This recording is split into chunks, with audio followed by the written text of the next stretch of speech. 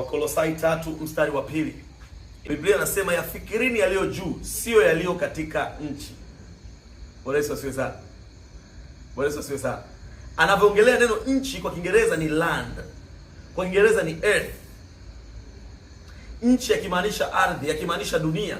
Anaposema juu hamaanishi juu kwenye anga, hapana. Anamaanisha rohoni. Yafikirieni yaliyo rohoni, yafikirieni yaliyo mbinguni.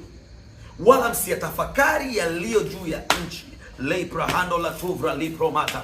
Biblia inatuambia kwamba tusitafakari sana kwa habari ya maisha yetu ya hapa duniani. Tusitafakari sana kwa habari ya mafanikio ya hapa duniani, kama mali, mafanikio yenza kwenye ndoa na mambo mengine. Tusiyatafakari hayo sana. Licha kwamba hayo mengine ni muhimu kweli, lakini tusiyatafakari hayo mno. Biblia inatuambia tutafakari masuala ya mbinguni. Tuyatafakari masuala ya Bwana. Tutafakari masuala ya maisha ya afterlife. Baada ya hapa tuenda kutana na jambo gani? Mtu anayetafakari yaliyo duniani zaidi ata waste muda wake na anaweza compromise maisha yake baadaye. Kwa sababu ya nini? Kwa sababu apate eti fedha, ili aweze kununua magari, ili aweze kujenga nyumba, ili apate cheo.